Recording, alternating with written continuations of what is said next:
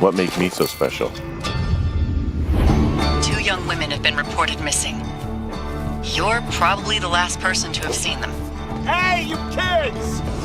Somebody cut the comms. What? I'm out here and the wire is cut clean through. Wait, you're already there? You're not in your tower? No, I'm not. Then who is?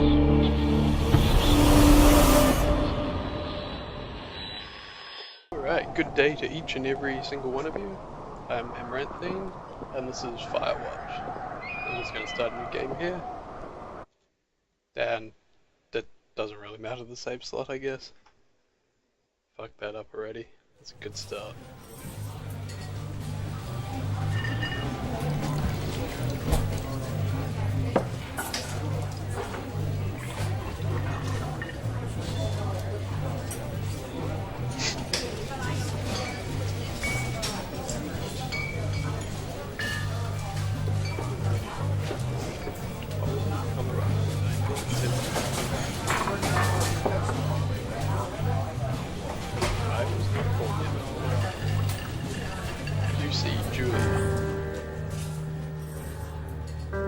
About your age, late 20s, laughing with well-dressed professors and grad students from nearby CU Boston. You, Henry, are out drinking with your pals.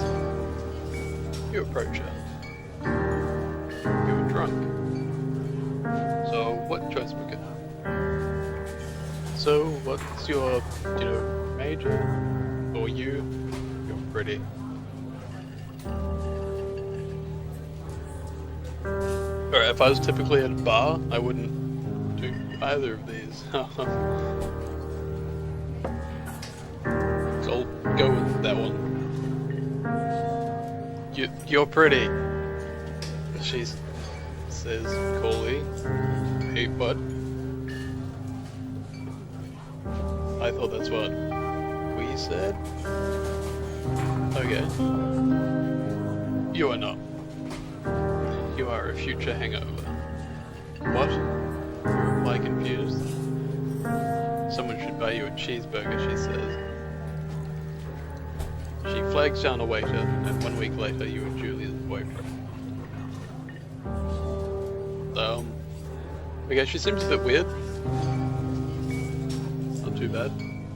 Just a bit weird.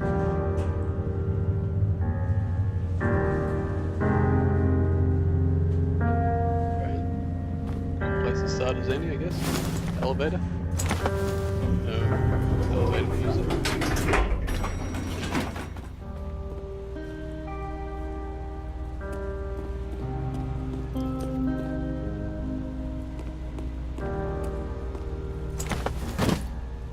Just carelessly throw your bag in there. You'll be fine. You date for over a year. She drives you absolutely nuts. It's great! Yeah. I know what that's like, actually. You move in, you share an apartment near the school with a view of the mountains. You two drink beers out on the deck. You drink beer just about anywhere. Because you're an alcoholic. Why not? Life is good. Julia wants to get a dog. There's a scruffy, undersized beagle, and Julia is in love with it. She wants to bring it in with her to class. And I just won't. There's also an intimidating but gentle-eyed German Shepherd. Nothing bad could happen to Julia while walking this dog. It's badass. Do I want to pick the beagle and name him Bucket? No. Or would you want to adopt a German Shepherd and name him Mayhem? Definitely Mayhem. Much better than a Bucket. Mayhem's an excellent dog. He loves wrestling with you in the park, goes with walks, or runs, or... At this point I'm questioning whether I can read. He loves wrestling with you in the park and goes with Julia on her runs. Even though he's too big to bring to school, Julia loves him all the same. As she should. Mayhem is a friend, a child, and a pet, all rolled into one, as any pet should be. 1979. You talk out on the deck. It's summer. 9:30 p.m. It's pretty precise. And the heat still radiates off the high desert. What do you think about kids, she asks. Getting pretty serious? Kids? They're not very smart or good at much. I'm saying if you and I have a couple little idiots. This is getting up. I should go back to school. That would be pretty good. Well, one day, why rush? These two seem to be moving pretty quickly, so I'm gonna go with it's pretty good. In that case, we should probably get married. Yeah? I would like that, you say. These kids are going to be screwed up enough. It's probably for the best that their parents are hitched. You say she's probably right. So I'm guessing Julia doesn't have a high value of herself. Or actually, either of us. This is a great relationship.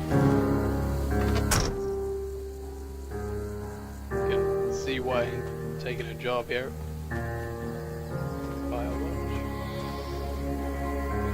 Browsing. Do not forget to check in. Don't see a chicken box here. Chicken box. Check in here. No. Okay. You're in bear country. Alright, we have bears.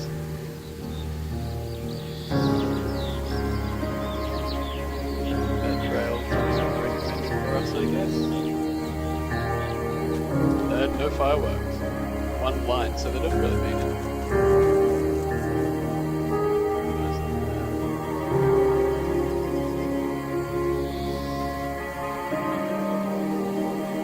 Map's supposed to have a your hair. It's a pretty nice looking game. I definitely like this style.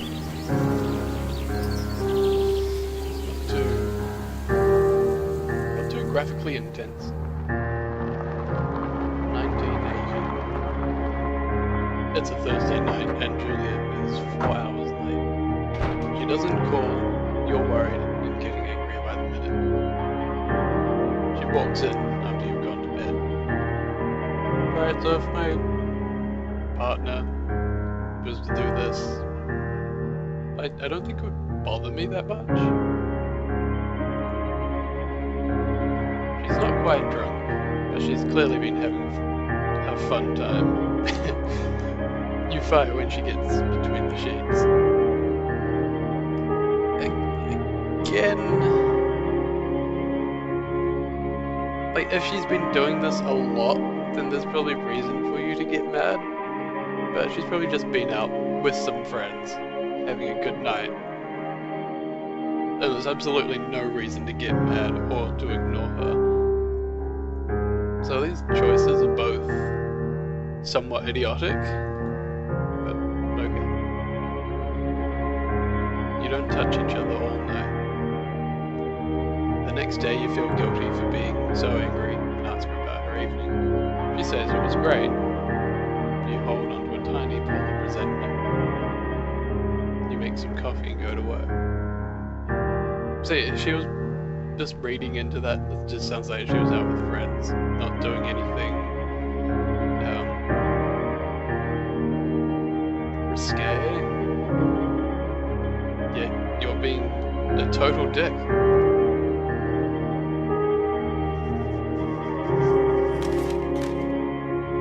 Julia still likes to draw. She draws plants from her research. She draws all the places you go, and she draws you. So how shall we fly this or pose? Frolic like a Victoria's Secret model? Or pose and flex like He-Man? I'm no He-Man, I have to go Victoria's Secret. Julie was right. You are very pretty. Yay! I'm sexy and she knows. That's a nice sky. I could definitely wake up to that. Unless the sun's setting and you can still drink beer and look at that. You know, keeping it in context with the character.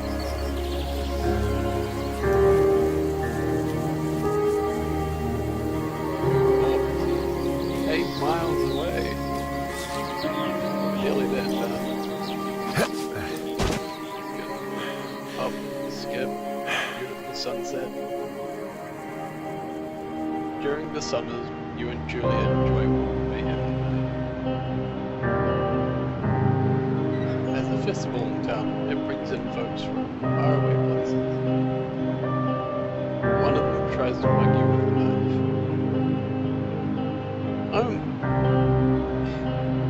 I think you really have to mug someone with a knife.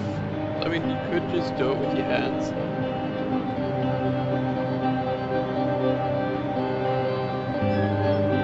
Mayhem runs away.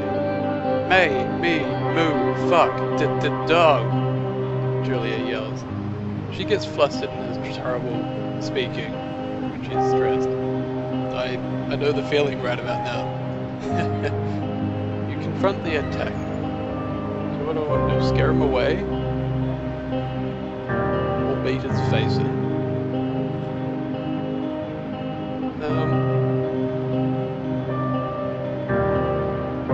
I don't know, how would you scare him away? Would you just run up to him and go blah blah blah blah, make some weird ass noises, or start stripping? But to beat this guy's face in, you'd have to weigh in. Is he bigger than you, bulkier than you? Or is he just a skinny little person? Your arms get cut up, but you beat the guy to a pulp. You don't feel very tough.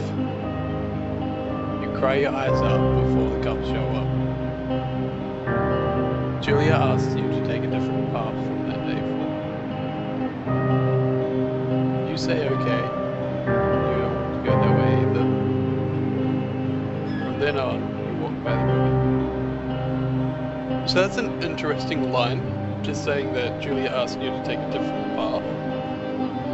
It can both mean like the physical taking a different route, so no, you'll walk by the river. It also can point to not being aggressive and beating the shit out of someone, like not being a total dick. Because just from reading all of this, it kind of makes your character seem like he's a dick. You're a dick.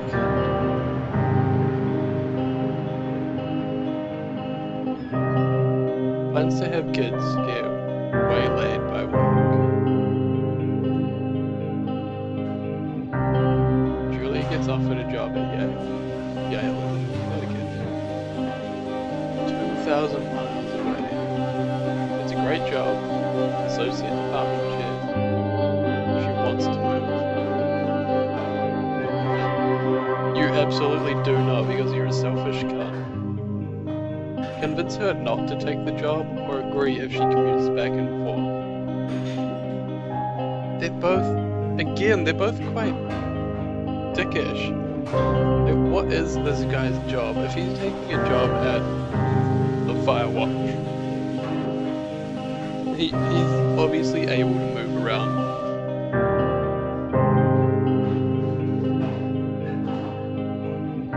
I'm not liking my character so far.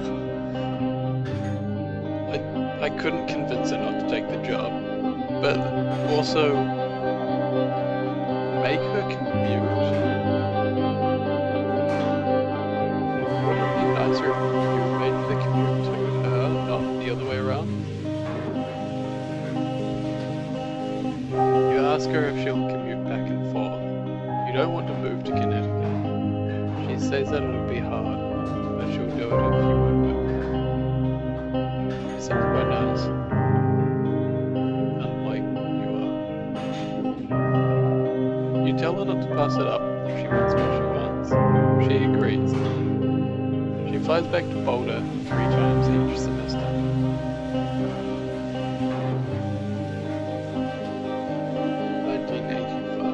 Julia is sent home from Yale on paid leave after having an episode. She lost it on a colleague for borrowing books that were important to her research. She didn't remember she had happily loaned them to him just 2 days prior. She was found crying in the stairwell. You say that maybe you guys should talk to someone about it. You make her macaroni and drink wine and try and forget it. That seems like a childish option. Like, oh look, you got a problem, and let's just not deal with it. And who has macaroni and wine? I mean, really? Take, red wine and steak. But this seems like something you would talk to a professional about. After seeing multiple doctors and having many tests, they are worried that Julia might be suffering from early onset dementia. She is 41. You both decide to keep it a secret for now. That's quite sad. They got pretty dark.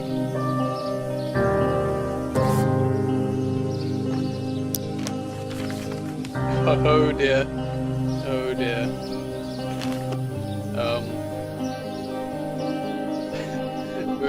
Moving on from that. Mayhem is getting older. He's got silver hair down his back and slows down a bit. You and Julia walk him to the bar to see your friends, and it feels like nothing has changed. Julia goes back to the university.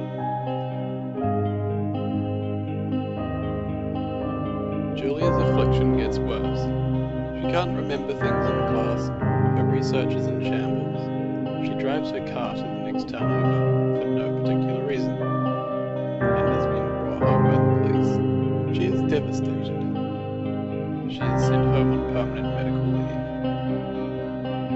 leave. I can definitely see how that would tear two people apart. It's only going to get harder.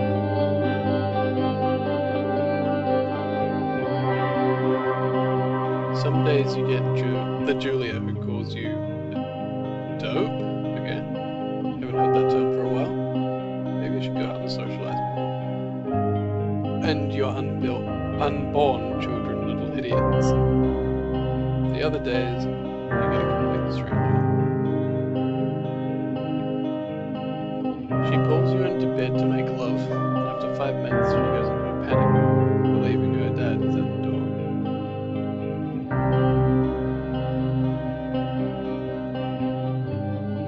Tell her family they are crushed and begin to make trips to and from their home to Australia to visit her. For a while your friends come by with little things to brighten the day. She gets worse. You spend your days following Julia around the house.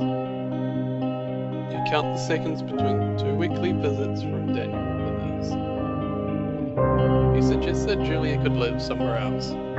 Somewhere with 24-hour care, a home. It sits with you for a couple of months. You decide to move her into a full-time care facility, or you are determined to take care of her by yourself.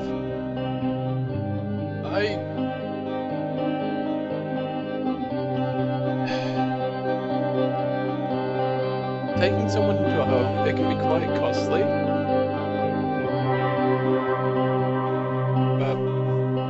I wouldn't want to leave her alone either. I want to be by her and make sure she's okay 24/7.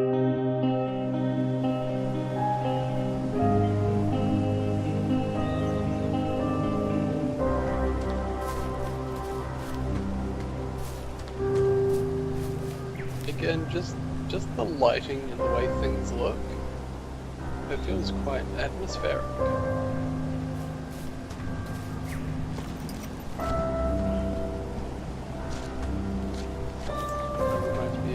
Days when I used to go on trail walks with my parents.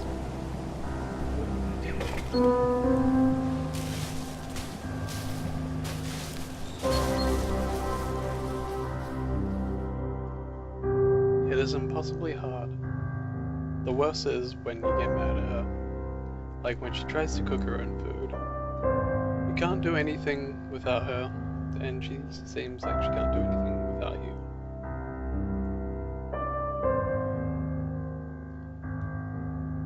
When she goes to sleep, you stay up for a few hours, drinking on the deck, watching baseball in the summer, college basketball in the winter, drinking then too. So that's good. You still held on to compulsive drinking. That's something. You start going out after you put her to bed.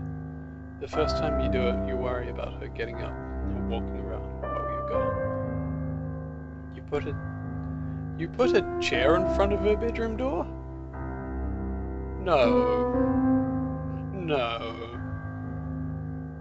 No. You trust that she'll sleep like... No. No. Both of these are just... No.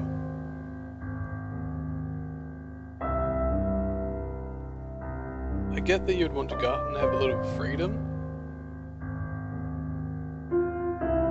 but surely you still have enough friends that would maybe stick around, maybe keep an eye on her.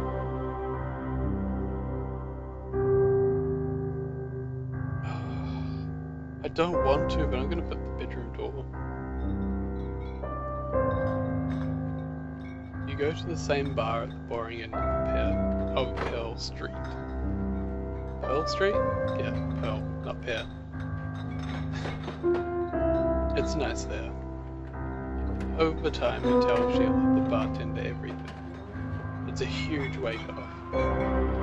You're home and in bed by 1 a.m. a couple of nights a week. You look forward to those nights. Wait, are you gonna start nailing Sheila? I wouldn't be surprised. Oh dear. One night, you were stopped at a DUI checkpoint. You blow a .10 and are taken to jail for the night. You consider trying to hide it, but you consider trying to hide it, but you tell your sister-in-law, Susan.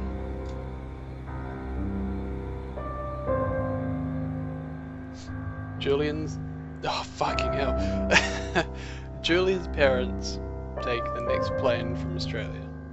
They can't believe the state your house is in. Then they tell you Julia is coming to live with them. You don't argue. You say you'll visit soon.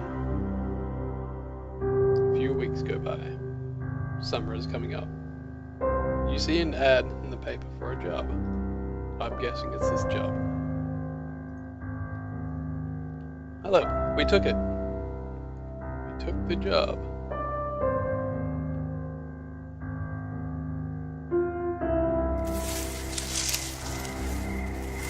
There it is.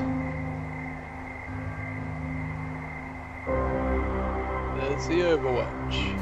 Lookout tower. The thing. The epicenter of the entire game.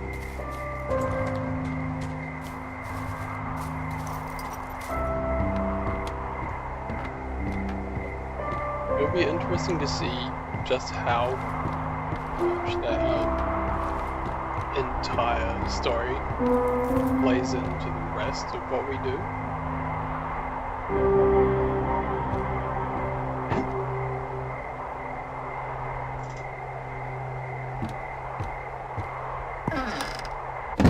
Here we are. Let's kick on that power. Where is it? There we go. Power is on. Check out Hello, this Two place. Forks Tower.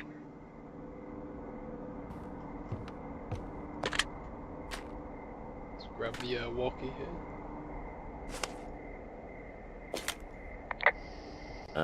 Hello? Whoever this is? It's Henry, right? Yeah. I'm Delilah. Yeah, that's what the guy said on the phone. So, what's wrong with you? Excuse me? People take this job to get away from something. So what's wrong? What's wrong with you? That's a great idea. Go ahead. Oh god. Look, I just hiked for 2 days, so I don't really follow whatever it is you're doing right now. You take a stab at what's wrong with me. Fine, then can I sleep forever? Somebody's grumpy. Sure, buddy. Okay, now go ahead.